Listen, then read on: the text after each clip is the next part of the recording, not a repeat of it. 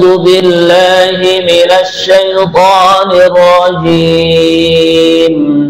A'udzu billahi minasy syaitonir rajim. Bismillahirrahmanirrahim. Bismillahirrahmanirrahim. Ya ayyuhalladzina amanu idza tadayantum bidainin ila ajal. Ya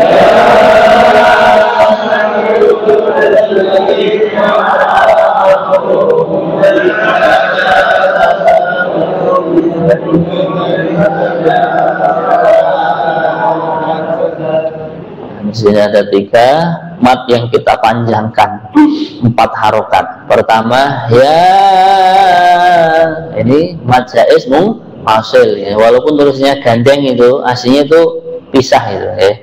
Ya satu kalimat, ayyuha kalimat yang lain. Kemudian amanu nu, ini juga mat jaiz munfasil. Kemudian kalimat ila, ini juga mad jaiz munfasil. Kemudian kalimat yang kita dengungkan tadayatum, nah mim mati bertemu ba namanya ikhfa syafawi. Ya ayyuhalladzina amanu idza tadayantum bidainin ila ajal. Ya ayyuhalladzina amanu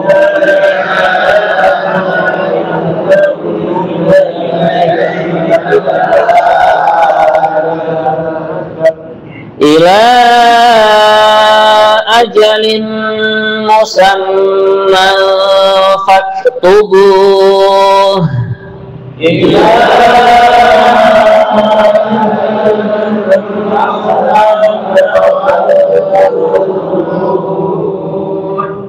ini kalimat fak.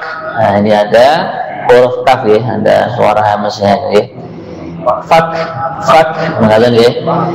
Ila ajalin musamman faktubuh.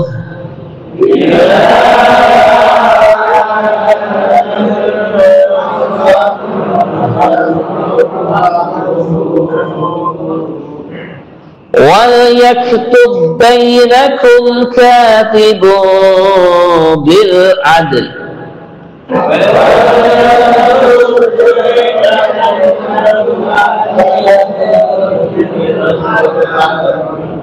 Nah, di sini ada ba mati ketemu ba, namanya idgham mislain. Nah, kalau mem ketemu mem namanya idgham mimi. Ada 2 penamaan. Ya, kalau ba ketemu ba, masyhurnya idgham mislain atau mutamasilin juga boleh.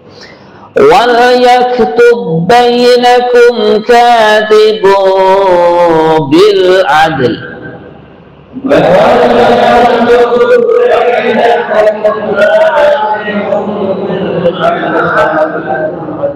Wala ya'ba katibun an yaktuba kama 'allamahu Allahu falyaktub.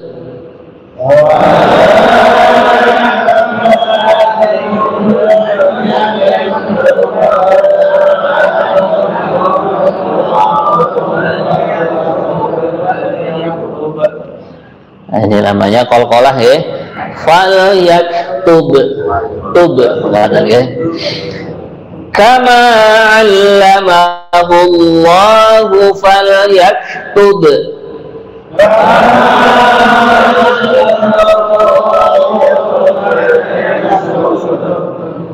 Wal yumlil ladzi 'alaihi al-haqq wal yattaqillaha rabbah.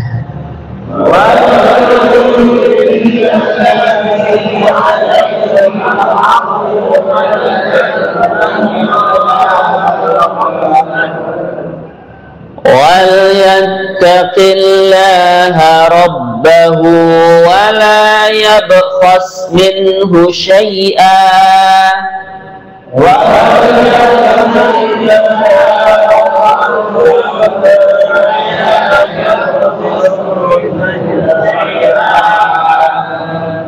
pada kalimat wala yabkhas, sinnya tetap dibaca tipis ya, karena tidak ada titik tiganya. Adapun kalimat syai', nah ini baru dibaca tebal karena titik tiga. Wala yabkhas minhu syai'an,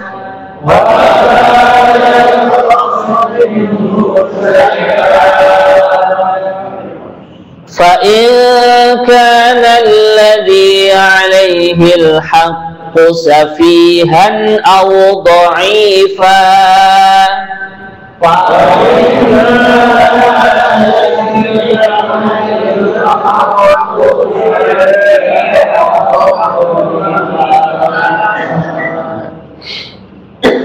أو ضعيفا أو لا يستطيع أن يمل هو فليملل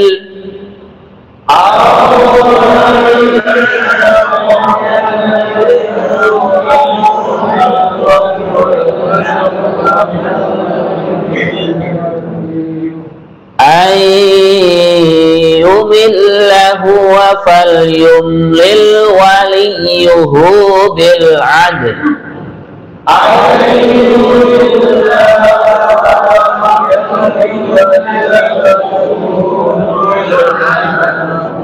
Nah, di sini ada contoh bacaan idgham bihunna.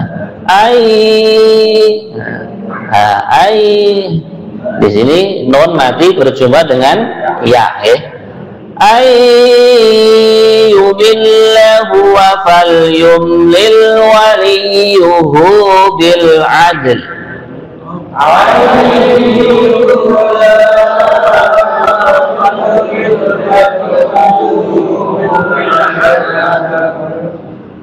Wastashhidu syahidaini min rijalikum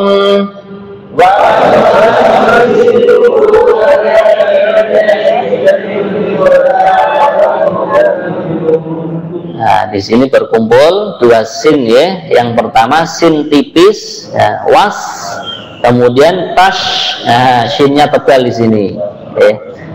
Wastashhidu syahidaini min rijalikum.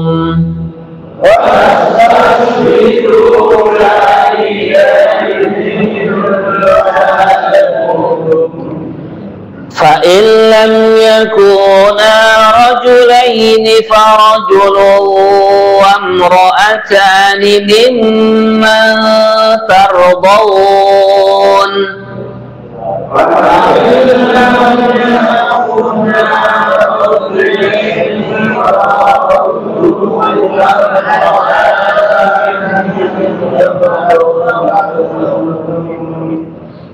ممن ترضون من الشهداء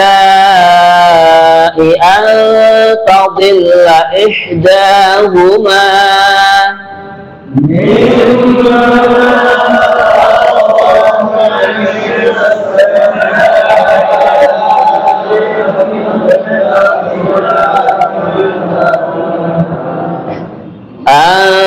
تضل إحداهما فتذكر إحداهما الأخرى.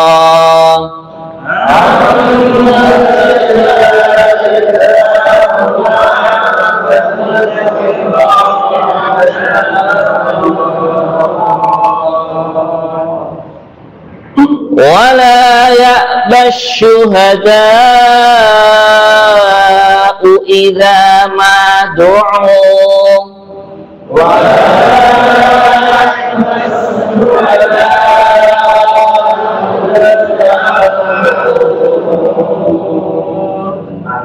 Nah, di sini ada hamzah, ada ain, ya.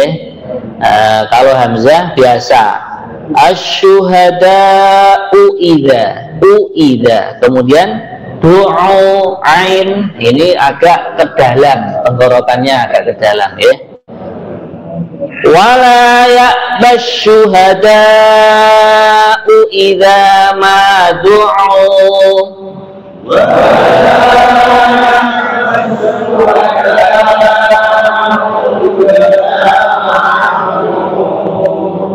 Wala tas'amu an taktubuhu saghiran aw kabiran ila ajalih.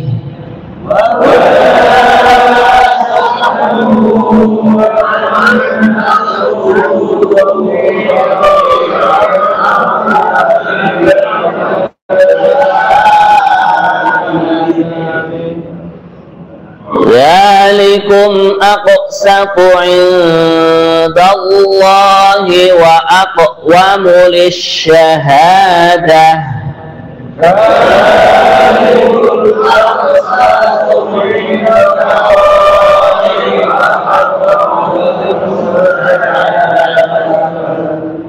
Di sini ada huruf qalqalah. Yang pertama aqsatu. Nah, ini qalqalah. Kemudian yang kedua wa aqwamu. Nah, ini juga qalqalah. Kita tunaikan ya biar lebih indah bacaannya. Dzalikum aqsatu 'indallahi wa aqwamu lisyhadah.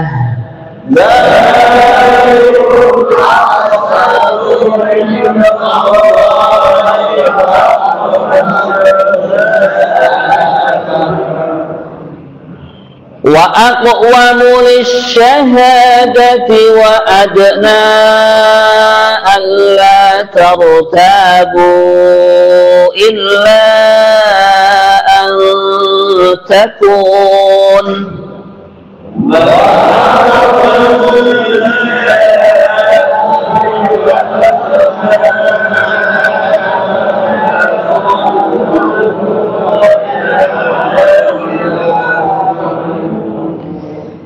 Ada 3 mad jaiz munfasil. Yang pertama wa adna, kemudian tak tartabu bu. Nah, kemudian yang ketiga illa, itu semua dibaca 4 harokatnya. Kita contohi lagi. Wa adna alla tartabu illa an takuna tijaratan hadirah.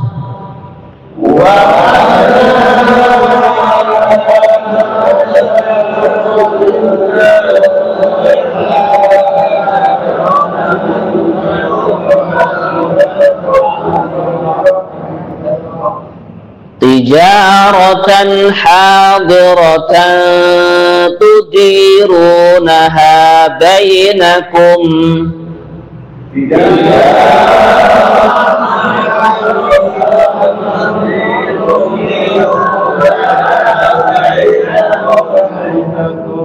Falaysa 'alaikum junahun alla taktubuha.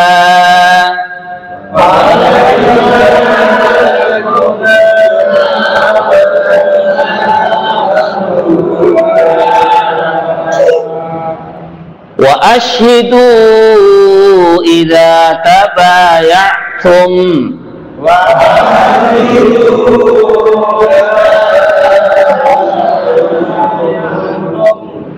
Wa la yudarra katibun wa la shahid.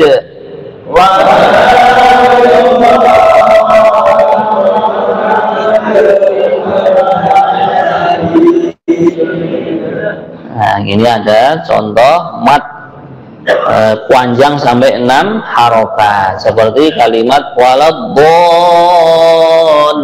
Ini di sini ada juga. Wala yudarra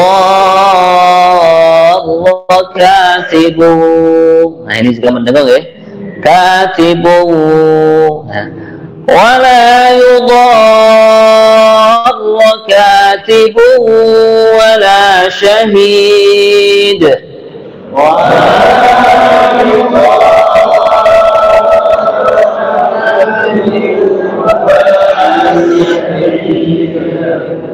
wa in taf'alu fa innahu fusuqun bikum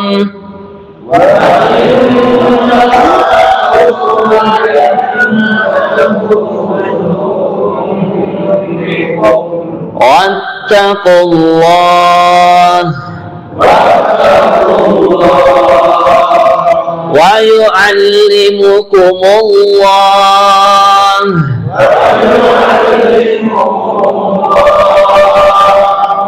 wallahu bikulli syai'in alim.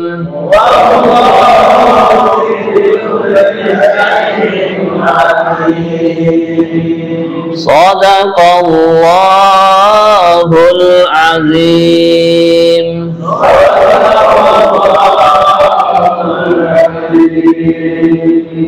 Alhamdulillah, semoga setiap satu huruf Allah memberi kepada kita pahala minimal 10 hasanah. Amin ya rabbal alamin. Sebelumnya kami ucapkan ahlan wa sahlan, selamat datang Pak Haji Mustafa. Masya Allah, ini pencetus Pondok Amali ini. Mari Pak Haji bisa ke depan. Ini tokoh kita ini. Monggo silakan.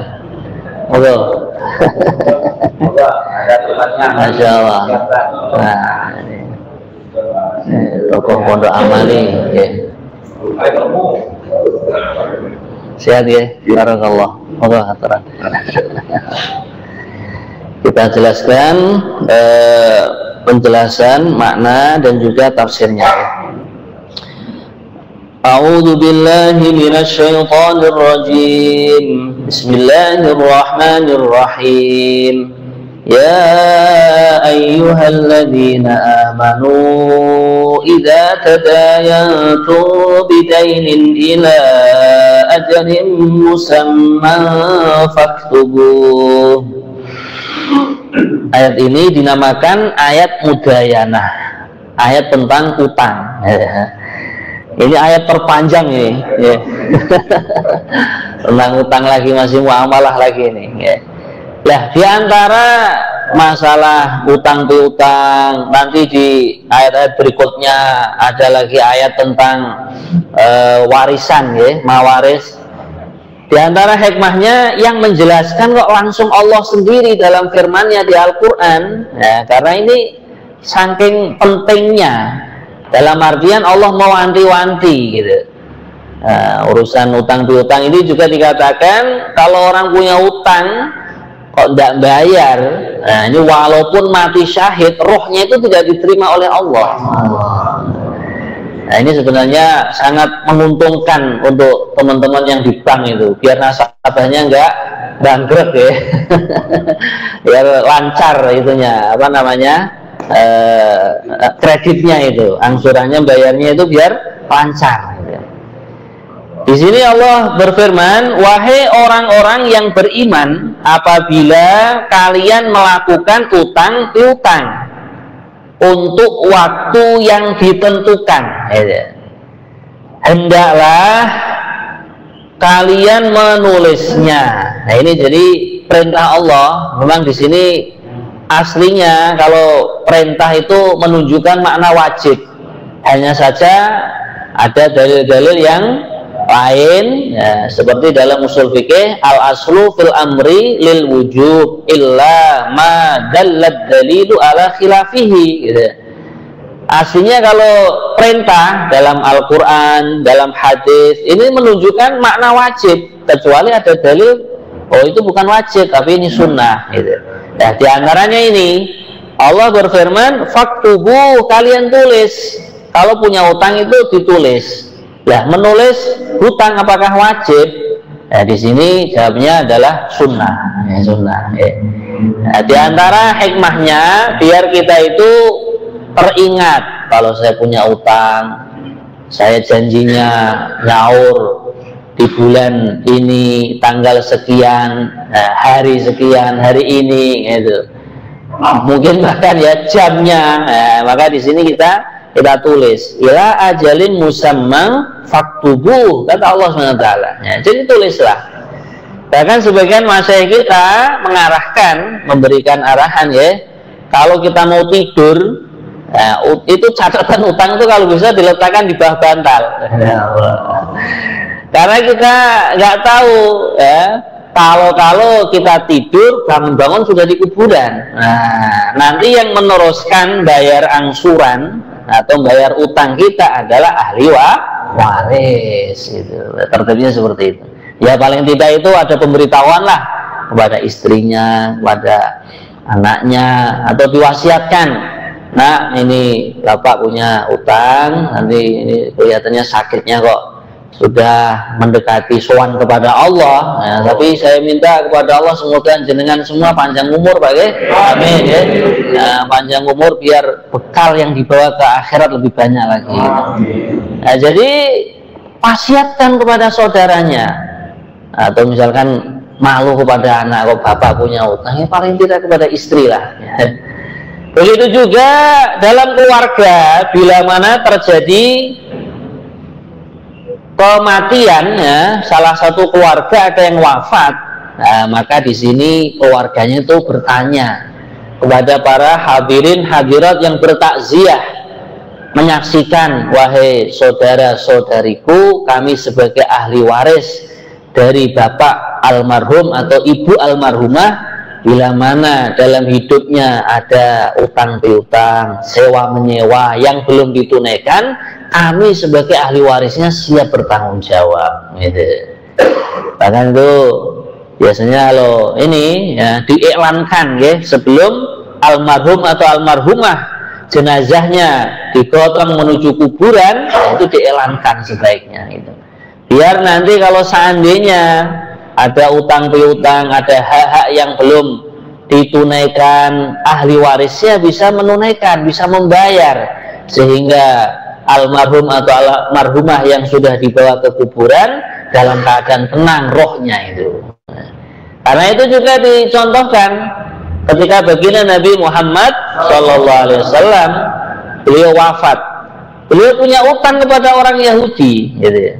Wadir'uhu marhunatun inda yahudiyin gitu. Baju besinya baginda Nabi digadekan kepada orang Yahudi. Jadi sini menunjukkan muamalah kepada orang non Muslim itu boleh-boleh saja, utang piutang, sewa menyewa, pinjam meminjam, jual beli juga boleh. Gitu. Nah, sebagian riwayat itu mengatakan utangnya Nabi sudah disaur sebelum beliau wafat, tapi saking bagusnya akhlak beliau itu jaminannya belum diambil. Makanya ketika baginda Nabi wafat, nah itu baju besinya masih di tempatnya orang Yahudi yang Nabi pernah utang kepadanya. Kemudian hadirin sekalian, dan hendaklah seorang penulis di antara kalian menuliskannya dengan benar.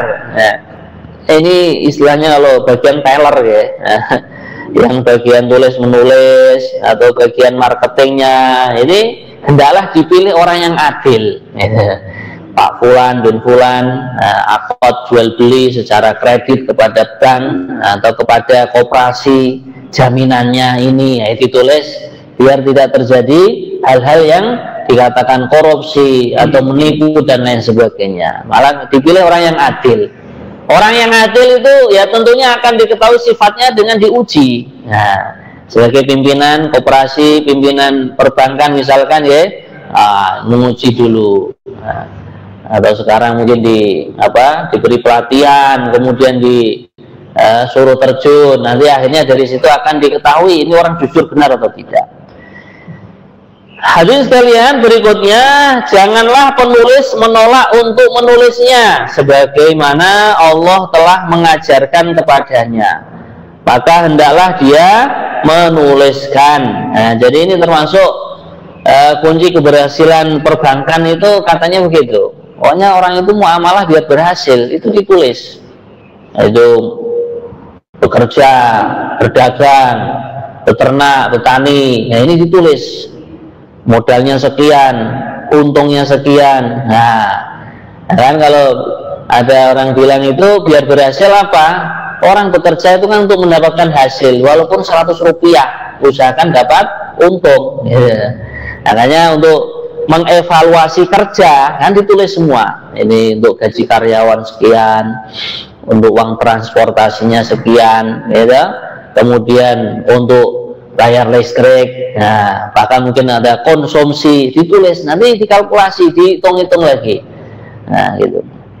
Kemudian hadirin sekalian, ayat yang berikutnya, dan hendaklah orang yang berhutang itu mendiktekan dan hendaklah dia bertakwa kepada Allah. Nah, ini kalau seandainya terjadi orang yang berhutang kok nggak bisa nulis, ya, buta huruf, buta tulis, boleh dia mentalkin orang lain. Ya, saya punya hutang sekian, tolong ditulis jatuh tempo pembayarannya bulan ini, kemudian tahun ini, ya, kemudian jam sekian, bahkan kalau sudah janjian mau bertemu di tempat mana itu ya, ya sekarang kan banyak bertemu di kafe, di restoran dan lain sebagainya, ditulis semua gitu. Wala yabkhas minhu syai'a. Ini kemudian jangan hendaklah dia bertakwa kepada Allah, dan janganlah dia mengurangi sedikit pun, 1 rupiah pun jangan dikurangi. Ini arahan dari Allah seperti itu, ya, jangan dia mengurangi sedikit pun darinya gitu. Nah, walaupun 1 rupiah, 2 rupiah, ya nominalnya ditulis. Ya, kita sebagai orang yang menyaur itu hendaklah dilebihi. Nah, nanti bukan riba, Pak. Jadi menurut para ulama ahli fikih dikatakan riba itu bila mana di awal akad utang piutang itu sudah disebutkan, nanti kamu utangnya 1 juta, nyaurnya 1.100.000. Nah, itu baru dikatakan riba. Bila mana orang yang berhutang merasa berterima kasih, ya, karena dia sudah dihutangi, nyaurnya kok dilebihi, dan itu tidak disebutkan di dalam akad, maka ini tidak dikatakan riba. Itu bisa jadi dikatakan hadiah. Nah, itu karena dia merasa berterima kasih. Apalagi ketika dia berhutang itu dalam keadaan kepepet untuk bayar ongkos rumah sakit, untuk bayar apa yang sekiranya mendesak begitu. Nah, nanti ketika bayar saking gembiranya dia, akhirnya dilebihkan. Nah, maka itu merupakan hadiah. Nah, atau akadnya terserah apa, hibah juga boleh, ya. Atau tadi pemberian hadiah juga boleh. Pokoknya itulah ya, tidak disebutkan di dalam akad, itu bukan dikatakan riba. Jika yang berhutang itu orang yang kurang akalnya atau lemah keadaannya atau tidak mampu mendiktekan sendiri, maka hendaklah walinya mendiktekannya dengan benar. Jadi hadirin sekalian, kadang ada orang itu kan memanfaatkan, wah ini orang sepuh ini, buta huruf, buta tulis. Nah, akhirnya terus dibawa ke tempat hutang piutang, langsung cap jempol kalau dulu ya. Nah, ternyata ditipu. Nah, maka di sini diingatkan oleh Allah, janganlah seperti itu. Kalau dia itu orang yang lemah, buta huruf atau sudah lansia, tidak bisa menulis, tidak bisa ini, nah ini jangan ditipu dalam urusan utang piutang ini. Tapi dari keluarganya yang berakal sehat, yang masih kuat, bisa tulis, hendaklah dia yang mewakili. Kemudian Allah Subhanahu wa taala firmankan di sini, dan periksakanlah dengan 2 orang saksi laki-laki di antara kalian. Jadi sunnahnya kalau orang punya akad yang berkaitan dengan harta, ya, akad jual beli, akad utang piutang, akad ijarah, tadi sudah jual beli ya, ijarah itu sewa menyewa, nyewa rumah, nyewa ruko, nyewa sawah, nyewa mobil juga, nah, direntalkan ya. Nah, di sini sunnahnya itu ada saksi. Wastashidu syahidaini mirrijalikum, 2 orang laki-laki gitu. 2 orang laki-laki yang mana 2 orang tersebut orang yang adil. Orang adil itu maknanya orang soleh lah, tidak mengerjakan dosa besar dan tidak terus-menerus mengerjakan dosa kecil. Nah, ini dua orang laki-laki menjadi saksi. Jika tidak ada saksi dua orang laki-laki, maka boleh seorang laki-laki dan dua orang perempuan di antara orang-orang yang kalian sukai dari para saksi yang ada. Ini gantinya, kalau nggak ada dua orang saksi laki-laki yang adil atau yang soleh tadi, boleh satu laki-laki dua orang wanita. Mentok-mentoknya laki itu nggak ada, ya sudah, yang penting saksikan satu orang. Nanti kalau terjadi cekcok kok naik ke pengadilan, itu nanti boleh diganti dengan sumpah. Jadi satu saksi laki-laki tadi ditambahi sumpahnya orang yang bersangkutan. Nah, maka disinilah Masya Allah, karena ujian muamalah itu luar biasa, ya. Kadang orang itu kelihatannya baik, kelihatannya bagus, diuji melihat kertas warna biru dan merah, kadang sudah nggak kuat itu, tergiur katanya itu. Maka disinilah aturan muamalah, aturan warisan itu langsung dari Al-Quran yang mengatur itu. Kemudian hadirin sekalian, agar jika yang seorang lupa, maka yang seorang lainnya mengingatkannya. Jadi di antara hikmahnya, dua orang saksi dalam urusan muamalah itu, kalau satu lupa, satu lagi ingat, loh, dulu kan saksinya kita dua orang. Urusan jual belinya Pak Fulan bin Fulan itu, urusan sewa menyewanya Pak Fulan bin Fulan, urusan utang piutangnya Pak Fulan bin Fulan, kan dulu kita berdua saksinya. Nah, jadi itulah hadirin sekalian. Jadi sampai Allah Subhanahu wa taala memperhatikan begitu detailnya urusan muamalah ini, khususnya utang piutang. Kemudian, dan janganlah saksi-saksi itu menolak apabila dipanggil. Nah, dulu pernah menjadi saksi jual beli, menjadi saksi wakaf. Nah, ini kok ternyata diriwuhi sama keluarganya. Ya, dua orang saksi ini dipanggil ke pengadilan, ya, atau misalkan dari dekat dulu di kantor desa misalkan, ya jangan menolak. Dulu memang saksinya itu dua orang tersebut gitu. Nah, kemudian hadirin sekalian, dan janganlah kalian bosan menulisnya. Nah, ini jadi kalau muamalah itu jangan bosan-bosan ditulis, ya, untuk batas waktunya, baik utang itu kecil maupun besar, ya, bahkan utangnya 10.000, 20.000, kadang orang ke warung utang gas, ya, sebagian ya utang korek gitu, komplit dengan rokoknya, ya. Nah, maka ini hendaklah yang jualan itu, yang punya toko itu menulis rajin, ya. Bahkan kalau bisa biar tidak terjadi cekcok, tanda tangan. Nah, kalau muamalahnya besar, boleh tanda tangan di atas materai, gitu. Bahkan kalau sekarang naik ke notaris, ya, nah, notaris itu lebih kuat lagi, gitu. Kemudian beliau mengatakan, Allah SWT berfirman, yang demikian itu lebih adil di sisi Allah, lebih dapat menguatkan kesaksian dan lebih mendekatkan kamu kepada ketidakragu-raguan. Nah, ini jadi supaya nggak ragu-ragu, utang saya sudah saya sahur itu belum, ya. Nah, kalau sekarang kan malah ada istilahnya apa, auto debit, ya. Nah, kalau kita jadi nasabah, begitu masukkan uang, nggak bisa diambil, langsung nanti didebit oleh pihak bank, itu.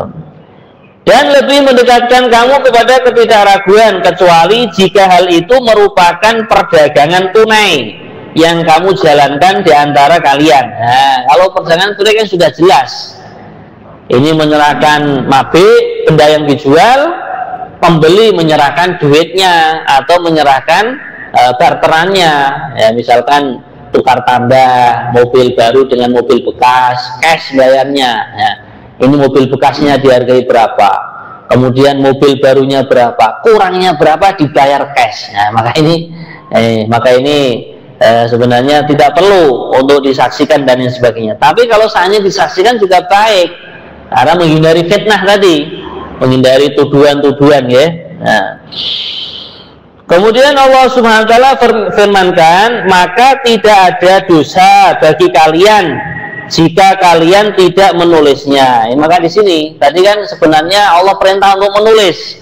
Setelah dibacakan ayat yang hampir akhir ini, ya, tidak ada dosa. Maknanya apa?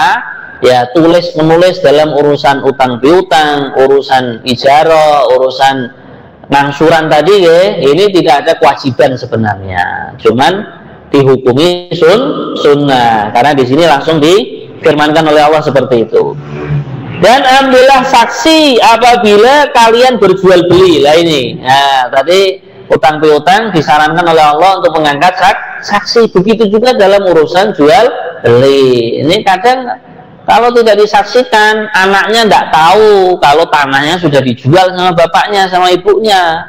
Akhirnya tanah yang sudah dijual, ditanami, dikasih pohon, lah anaknya nuntut, padahal bapaknya sudah almarhum yang menjual. Nah, maka di sini pentingnya walaupun jual beli pun disaksikan.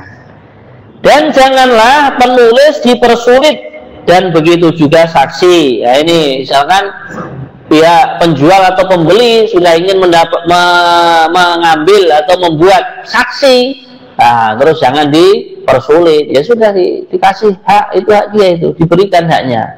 Nah, biar semua tidak terjadi masalah di akhirnya gitu. Jika kalian lakukan yang demikian, maka sungguh hal itu suatu kefasikan pada kalian. Jadi kalau orang dalam akad muamalah ingin membuat saksi kok dipersulit, itu dihukumi fasik. Fasik itu maksiat kepada Allah. Makanya ada urusan wakaf, urusan hibah, ya, apalagi hibah tanah, mau dibuat pondok, mau dibuat masjid, urusan itu besar sekali itu, karena banyak sekali terjadi kan, ketika orang tuanya sangat ikhlas menghibahkan atau mewakafkan tanah untuk suatu yayasan, untuk suatu masjid, anaknya pada merantau waktu itu, nah, tidak tahu. Akhirnya apa? Masjid sudah berdiri, ahli warisnya menggugat kembali. Naudzubillah min dzalik. Ya, maka disitulah pentingnya menjadikan saksi. Maka kalau di negeri kita mungkin ya, kalau kita mau menghibahkan tanah, mau mewakafkan tanah, boleh disaksikan Pak RT, Pak RW, bahkan Mbah Mudinnya, Pak Lurahnya, nah, bahkan mungkin ahli waris yang ada. Sehingga bila mana si penghibah atau pewakaf kok sudah almarhum atau almarhumah, nah, itu nanti anak-anaknya atau ahli warisnya tidak menuntut. Nah, bahkan kalau lebih kuat lagi, langsung dinotariskan, gitu. Kalau wakaf ya urusannya ke kantor urusan agama setempat, nah, maka lebih kuat lagi, gitu. Dan bertakwalah kepada Allah. Allah memberikan pengajaran kepada kalian, dan Allah Maha mengetahui segala sesuatu. Jadi ayat ini wattaqullaha wa yu'allimukumullah. Di antara cara mendapatkan ilmu yang barokah itu adalah dengan takwa kepada Allah. Lah, termasuk makna daripada takwa dalam urusan ilmu, setelah kita hadir di majelis ilmu, di hati itu ada niatan yang kuat. Ya Allah, aku niat apa yang disampaikan dalam majelis ilmu akan aku amalkan dalam kehidupanku, bahkan aku sampaikan kepada hambamu yang lain. Nah, ini sebagian ulama juga mengatakan orang itu kalau ingin mendapatkan ilmu laduni, ya, ilmu laduni itu ilmu yang nyumber terus ilmunya, nggak ada putus-putusnya, selalu diberikan ilham oleh Allah Ta'ala, diberikan bisikan-bisikan dalam hati dengan bisikan yang benar. Itu maknanya ilham seperti itu kurang lebihnya. Nah, maka di sini caranya apa? Ilmunya itu diamalkan. Maka dikatakan dalam sebuah riwayat hadis, man amila bima alima awrathahullahu ilma ma lam ya'lam. Barang siapa yang dia mengamalkan ilmu yang sudah ia ketahui, Allah akan mewariskan kepada dia, Allah akan memberikan kepada dia ilmu-ilmu yang belum ia ketahui. Nah, inilah sebagian ulama mengatakan ilmu laduni, yang datangnya itu langsung dari Allah. Maka biar kita itu ada kekuatan mengamalkan itu bagaimana? Dari datang saja, awal datang ke majelis ilmu sudah langsung niat, gitu. Ya Allah, aku niat menghadiri majelis ilmu dengan harapan langkah kakiku Engkau mudahkan menuju surga. Dengan niat juga ya Allah, ilmu-ilmu yang disampaikan, bila mana itu wajib, bila mana itu sunnah, aku ada kekuatan untuk mengamalkan. Bila mana ilmu yang disampaikan kok hukumnya haram, hukumnya makruh, Engkau berikan kekuatan kepada diriku untuk meninggalkan serta menjauhinya. Amin ya rabbal alamin. Alhamdulillah. Kesempatan pertama dua penanya dari ibu-ibu. Allah.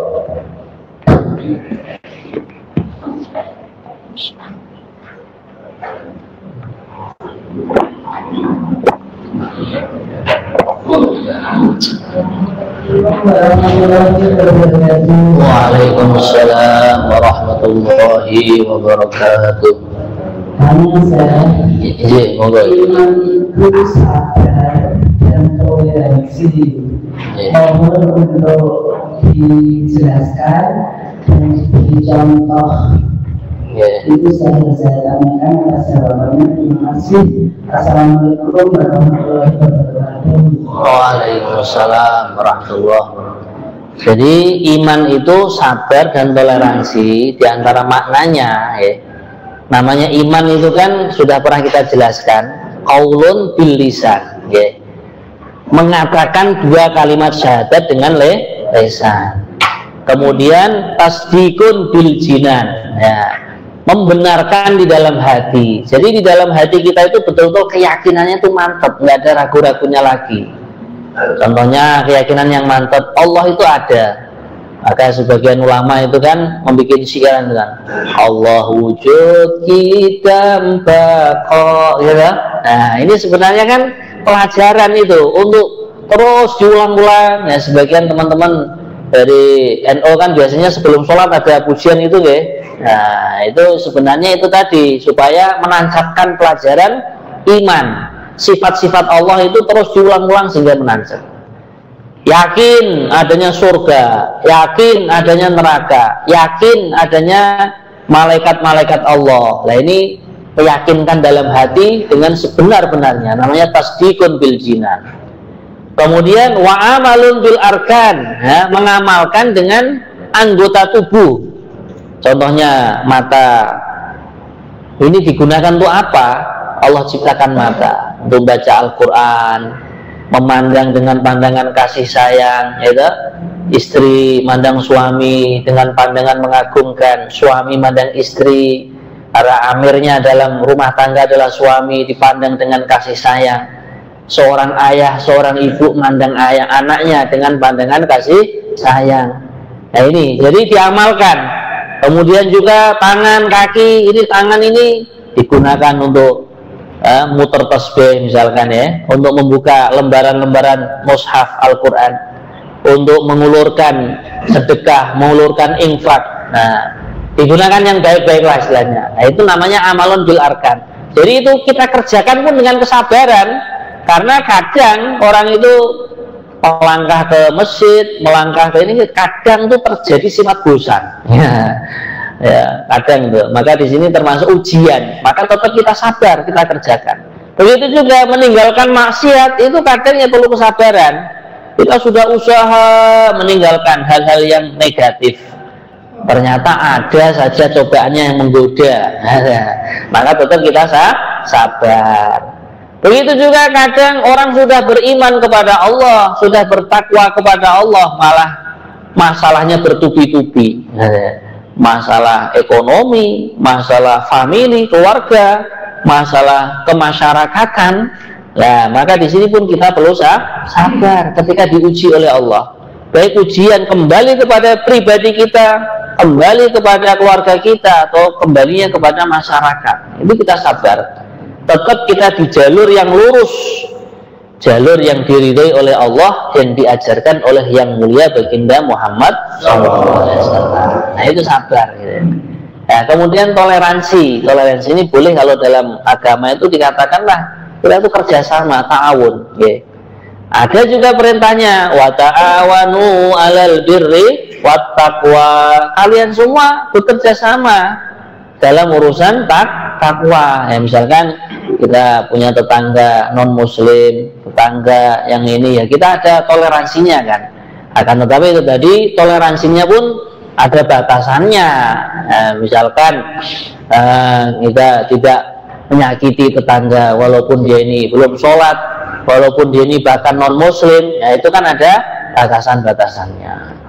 Toleransi kepada orang yang misalkan punya utang kepada kita, ditagih-tagih nggak bayar-bayar, ya toleransinya kan ada dalam Islam. Kemarin sudah diterangkan, kalau seandainya temponya diperpanjang itu lebih baik. Nah, bahkan sebagian tuh ada yang mengatakan orang kok menghutangi orang lain selagi belum dibayar utangnya, yang menghutangi didoakan rahmat oleh Allah SWT, mendapatkan kasih sayang dari Allah Ta'ala, didoakan oleh malaikat seperti itu. Nah, katakan gue satu kali lagi ibu-ibu. Assalamualaikum warahmatullahi wabarakatuh. Waalaikumsalam warahmatullahi wabarakatuh. Misalnya kita berhutang pada seseorang, kemudian orang yang kita hutang itu meninggal, sementara beliau tidak punya ahli waris, atau kita berhutang pada seseorang dan orang yang kita hutang itu tidak kontak dan kita tidak tahu di mana tempat tinggalnya. Terus bagaimana caranya kita untuk membayar hutang tersebut, saya? Terima kasih. Assalamualaikum warahmatullahi wabarakatuh. Waalaikumsalam. Jadi di dalam agama Islam itu kan sebenarnya ada namanya Baitul Mal. Kalau di tempat kita sekarang ada Basnas ini, Badan Amil Zakat Nasional atau apalah itu. Ya boleh kita matur baik-baik kepada yang menangani Badan Amil Zakat tadi atau Baitul Mal. Kita matur kepada pengurusnya, Pak, saya dulu punya utang kepada fulan bin fulan, ternyata beliau sudah almarhumah. Nah, kemudian anak cucunya juga nggak punya karena mandul orangnya itu. Kemudian saya cari keponakannya, saya cari saudara kandung, saudara sebagainya juga nggak ada. Sudahlah, ini saksikan pembayaran utang saya serahkan kepada Baitul Mal. Nah, nanti Baitul Mal pengelolaannya dikembalikan kepada maslahah ammah, kemaslahatan yang sifatnya umum. Misalkan ada bencana, ya, ada jembatan yang roboh, ya sudah, itu termasuk boleh dibuat membangun fasilitas umum. Nah, misalkan semua sudah terfasilitasi, jembatannya baik, jalannya baik, nah, bisa masjid-masjid yang perlu dibayarkan listriknya boleh diambilkan dari situ. Jadi pembayaran utangnya tadi boleh diberikan kepada Baitul Mal atau maslahat umum. Makatan ibu ya. Nah, tapi sebelumnya kita usaha dulu mencari mana ahli warisnya. Misalkan ini dulu aslinya orang Sumatera tinggal di Jawa. Nah, mungkin kalau diruntut kan masih ada keluarga yang di sana. Ya kalau gitu dibayarkan ke sana. Gitu. Kalau terjadi masyakoh karena sudah fauqa masafatil qasar, lebih daripada jarak yang diperbolehkan mengqasar sholat, ya sudah kita bayarkan ke Baitul Mal yang terdekat dengan kita. Mengatakan sekarang langsung pun. Kalau ibunya cukup dulu, bapaknya dua. Monggo. Yang pertama saya persilahkan Pak Ketua Posyandu saya. Monggo. Assalamualaikum warahmatullahi wabarakatuh. Waalaikumsalam. Maksud Pak Ketua RT. Ini Pak. Tapi dengan beda ini juga syukuran. Syukurannya nanti habis sholat isya kelihatannya. Yang pertama mungkin tidak terkait dengan tahun hari ini. Siap. Tahun yang lalu ada kegiatan kita Maulud.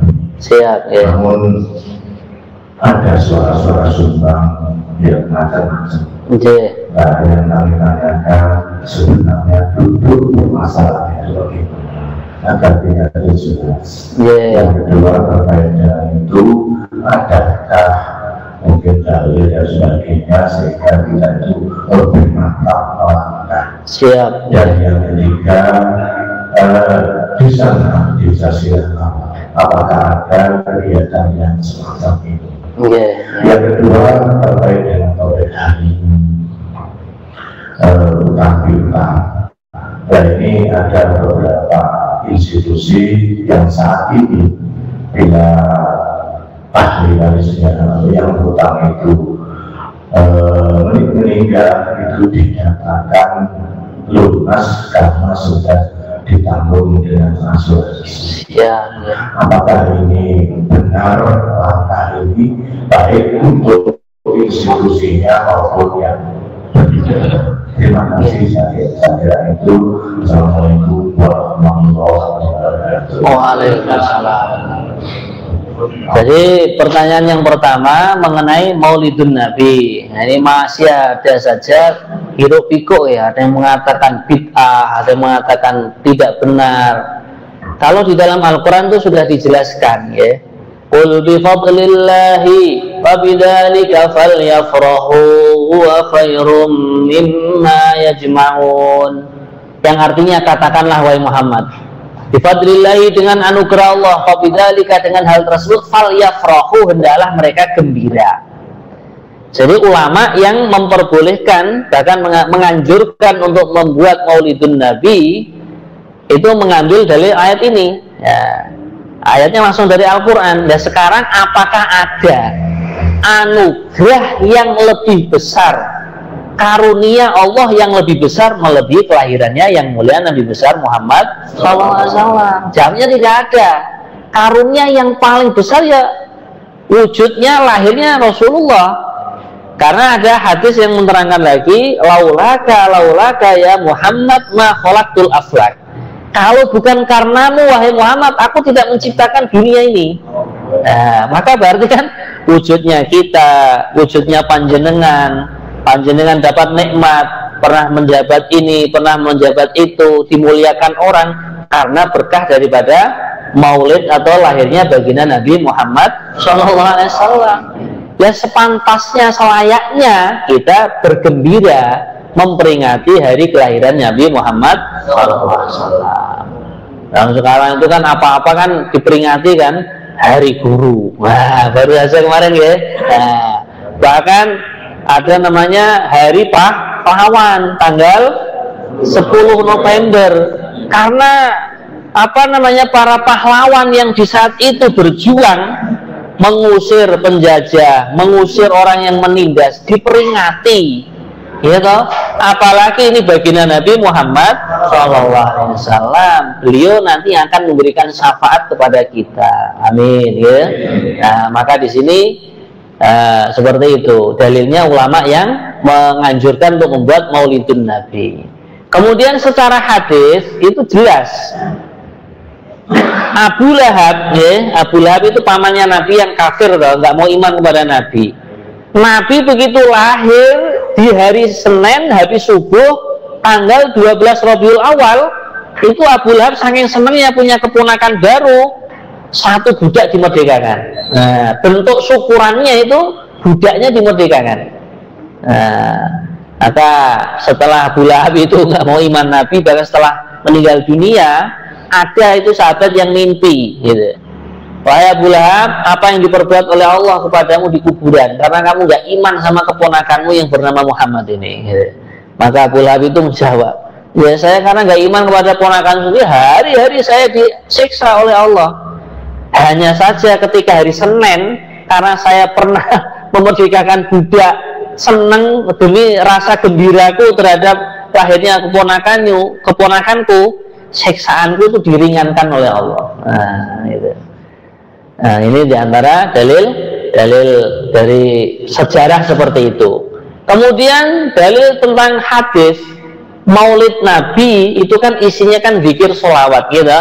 Allahumma sholli wa sallim wa barik alaihi wa ala alihi, kan membaca sholawat kepada Nabi. Ini sebenarnya para alim ulama itu membuat program seperti ini untuk menggerakkan kaum muslimin dan muslimat untuk memperbanyak baca sholawat gitu. Ya, sedangkan membaca sholawat dalilnya sudah jelas, man shalla alayya sholatan wahidah sallallahu alaihi biha asyrah atau kama jaa fil hadis.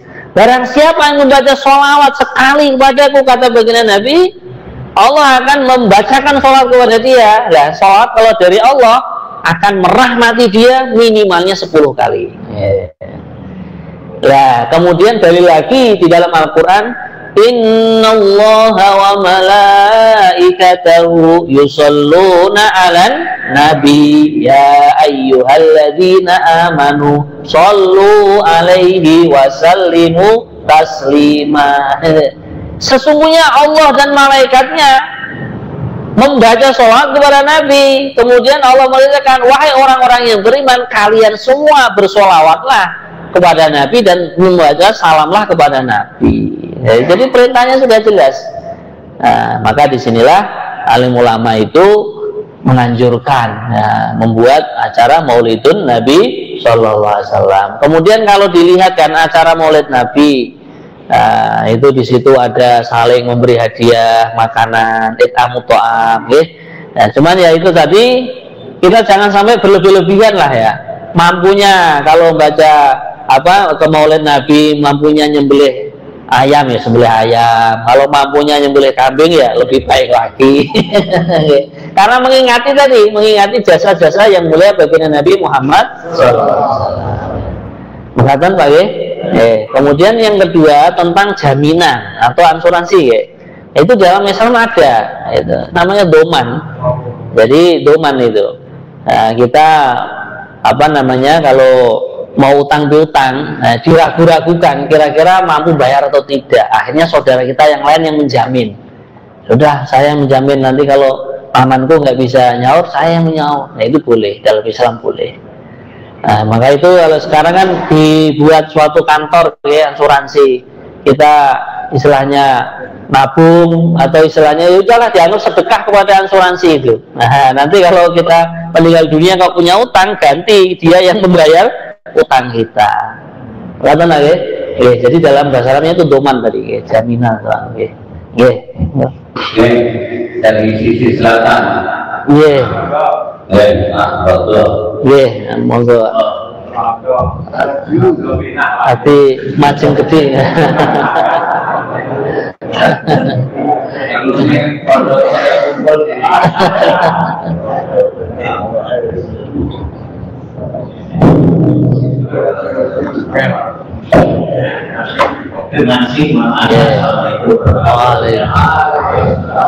Jadi tetap setiap nama Nabi disebutkan itu tertibnya adalah membaca sholawat.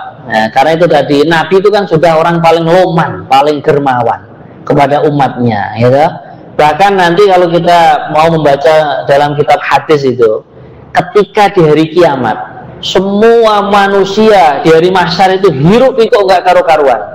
Kita nggak bisa membayangkan panasnya di hari mahsyar. Matahari di atas kepala kita jarak sejengkal saja.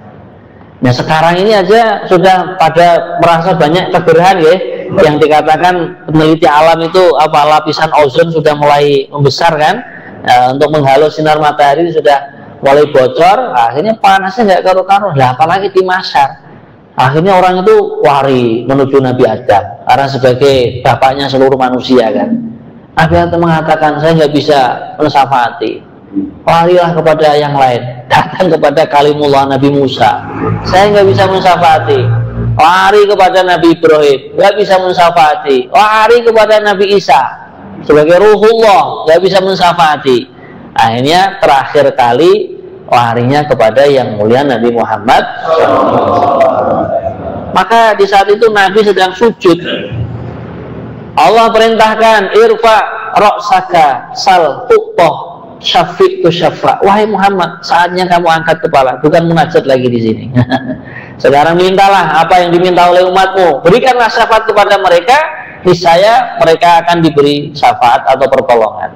Dan maka Nabi mengatakan analaha, saatnya inilah aku berikan syafaat kepada seluruh manusia ini. Nah, akhirnya Allah turunkan syafaat sesuai amalnya masing-masing. Di antaranya ada orang yang diberikan naungan oleh Allah di bawah arasnya.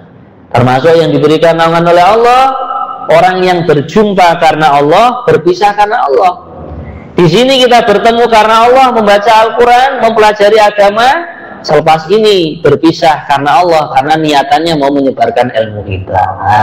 Amin ya Rabbal.